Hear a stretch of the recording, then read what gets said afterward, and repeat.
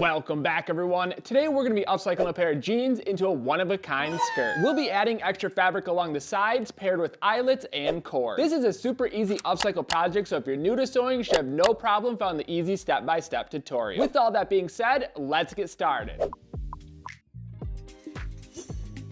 Getting started with supplies, you'll need one pair of pants, and you can use any style of pants for this project. I'll be using a standard cut pair of jeans. Feel free to use wide leg, skinny jeans, or even cargo pants. Keep in mind, if you do use wide leg jeans, you're going to have more fabric, so your openings might be a little bit smaller. But anyways, moving on to the project, the first thing we're going to do is measure down 2 to 3 inches from the center seam on the inseam and cut off both pant legs. We're going to start by making the skirt. We will use the pant leg material in future steps, but for the moment, we can place it off to the side. From here, we're going to move back to the inseam and dethread the remaining portion. And you do want to use a dethreader because we're trying to keep those seams intact. Now we're going to move to the center seam and dethread to the bottom of the fly. And the goal is to dethread high enough so that way when we overlap these two sides, that front panel sits flat. Flip the pants around to the opposite side and we're going to do the same thing on the back side of the seam. We're going to dethread the curved portion, and that typically ends somewhere around the center of the pockets. I would start by dethreading to the center, overlap the sides, and then go from there. You don't want to go too high. Once you have the two sides sitting perfectly flat, we're going to place a few pins and then stitch directly in the old stitch paths. And you will have a subtle curve to that seam in the back. Flip the pants around to the front side and we're going to do the same thing. Overlap the two sides so the panels sit perfectly flat, place a few pins, and we're going to stitch directly in the old stitch paths. Both sides have a double stitch seam, so we're going to be adding 2 stitches on each side. And a quick trick, try to match your thread color to the thread color that's on the pants. This is going to help blend everything together and make it look like it wasn't altered. Now we can move to the bottom edge and clean up the excess fabric. And all I'm doing is trimming both sides so they're even with one another.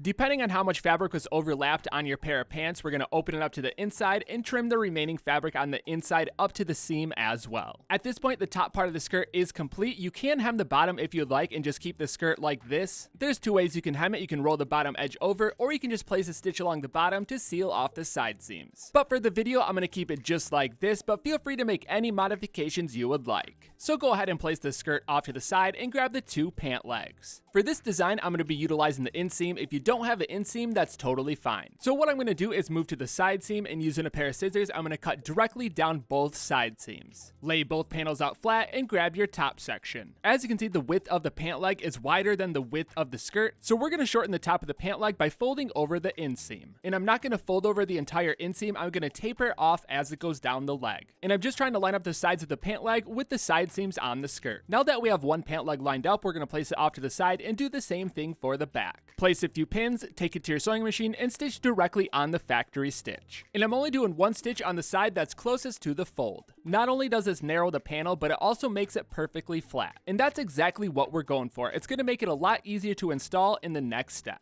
So go ahead and grab the skirt and the leg panel that corresponds with the front. Slide the leg panel into the skirt with the right side of the leg panel to the wrong side of the skirt. I'm going to be sewing mine with raw edges exposed. If you don't want this look, you can place the right sides together. And I'm placing my leg panel about 1 inch past the bottom edge of the skirt. Flip the assembly around to the back side and repeat this process with the remaining leg panel. And I didn't modify the length of the leg panels. If you'd like to make the skirt shorter, you can totally do so. But next I'm going to place the stitch, and I'm going to stitch all the way around the bottom edge about 1/4 inch away from that edge. And I do recommend using pins so those layers don't shift around as you're sewing. And we reached another point in the project where you can keep it just like this if you like the look of it. The open sides is a cool look, but we're going to take it 1 step further and add fabric. So flip the assembly to the side and separate the leg panels. And what we're going to be doing is filling that side opening with fabric. I cut my piece fairly large because I'm going to be adding folds in the center to bring it together. I also want this fabric to expand the bottom so it looks like the bottom is a lot wider than the top of the skirt. I'm also going to be hemming the bottom, so keep in mind if you plan on hemming the bottom, you're going to want to cut a little bit extra length.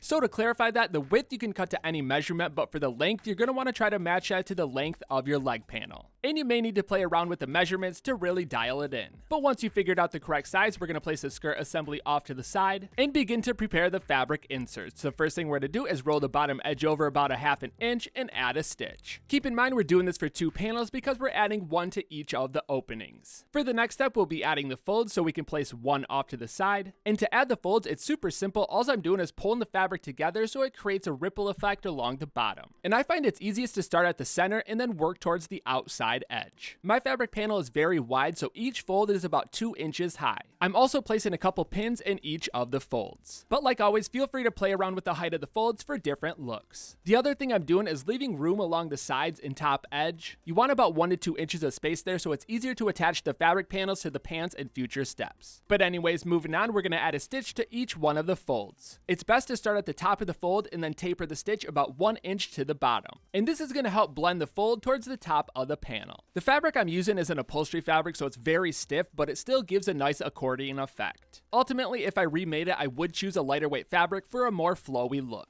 And a lighter weight fabric's also going to make the folds drape a little bit nicer. Now that we have the fabric insert complete, we can grab the skirt assembly. Starting on one side, we're going to line the insert up with one edge of the pant leg. So place the right side together, lining up the bottom edge. As you can see, my fabric panel is a lot longer than the length of the leg panel, but this is totally fine. If yours ends up this way, there's a lot of ways to fix it. You can quickly trim the top to match the length, or you can start stitching at the bottom and trim after stitching. And that's what I'm going to do. I'm going to stitch first and then trim after stitching. Flip the assembly to the opposite opening, grab your second panel, place the right sides together, and stitch at a 1/4 inch seam allowance. And for both panels, I'm starting at the bottom and stitching all the way to the top of the leg panel. And as you can see, after stitching, we have a raw edge on the inside of the skirt. You can either clean this up with a serger, or what I'm going to do is clean it up by adding a top stitch. When you fold those two layers together and place your stitch below the seam allowance, it's going to hide that raw edge within the stitch. But we're going to wait to add the top stitch, so we're going to flip the wrong sides out and line up the second side edge of the fabric panel with the open edge of the leg panel. Starting at the bottom, line both edges up with right sides together. Place a few pins and do the same thing for the opposite side. Once you're ready, take it to the sewing machine and stitch at a 1/4 inch seam allowance. Now that we have everything sewn together, you'll see that I have a lot of extra fabric at the top. I'm just going to trim that flush with the bottom edge of the skirt. Before moving on, I'm going to quickly add a stitch along the top edge to seal off both of the panels. The stitch I made was parallel with my cut, but you can actually taper the stitch down so it blends better with the panel. And that's actually a better thing to do, is to taper it so that way that fabric's not sticking out on the inside of the skirt. But now we can flip the right sides back out and move to the side seams to add the top stitch. If you like the current look, you don't have to add the top stitching, but I'm going to be adding it because I want to hide that raw edge on the inside of the skirt. So what I'm going to do is move that fabric around and place my top stitch below the seam allowance on the inside. Again, I'll be starting at the bottom and stitching towards the top, and I'm going to repeat this for each one of the sides. Depending on your fabric, it can be pretty bulky, so take your time as you're sewing. And also by adding this top stitch, it's going to give a little bit of separation between the fabric panel and the denim. Once again, we reach another point in the project where you can keep the skirt just like this. It really comes down to trying it on, seeing how it looks. If you like the way it looks, you don't need to add any more modifications. But we're going to continue on with the alterations, and the next thing we're going to do is add eyelets along both sides. I'll be using 8mm eyelets. These are on the bigger side. Feel free to change it up and use the eyelet that works best with your design. The first thing you want to do is measure out the spacing. I'll be placing 14 along each edge, about 2 inches apart. This eyelet kit came with a hole punch. I highly recommend going this route. It's a lot more efficient than scissors when you're placing this many eyelets. You're also going to want to do this step on a cutting board so you don't ruin your table. Once you have all the holes punched, grab the top side of the eyelet, feed it through the opening from the right side, and add your backing. To secure it down, I'll be using a hammer die. Feel free to use a press, pliers, or a hammer die. Line up the top side of the eyelet on the base, place the shaft in the center, and hammer it down. And you don't need a lot of force or else you're going to bend the eyelet. Then go ahead and repeat the step for the rest of your eyelets. And it does take a little bit of time if you're using a hammer die, but to speed up the process, you can use pliers or a press. To finish the side off, we'll be feeding cord through the eyelets. I'll be using a standard paracord, but for different looks, you can use lace or pretty much anything that fits through your eyelets. And I'm going to be lacing mine up like a shoe. I'm starting at the top, feeding one end of the cord through each side, then I just go back and forth exactly like a shoe. This is a super basic way of doing it, so you can get creative and have some fun with this step.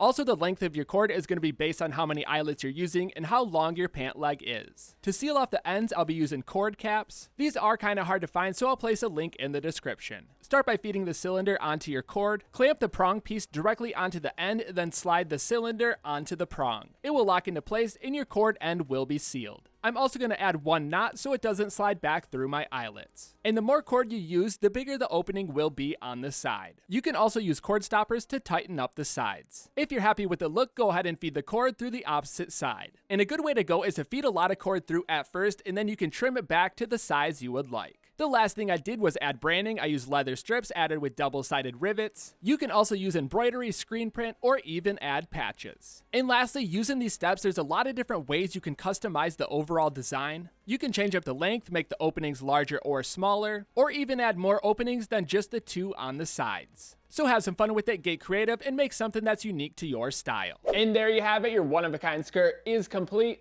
Hopefully yours turned out as good as mine did. And there's a lot of different styles of fabric you can use for this project. If I were to go back and change it, I would pick a fabric that's a little bit more flowy. This one was on the stiffer side, so it's gonna hold that structure along the bottom. But again, it's all about testing different fabrics and seeing what works. Like always, I wanna see what you come up with, so tag me on Instagram at Properfit Clothing. And until then, I'm gonna keep the videos coming at you, so I'll see you next time.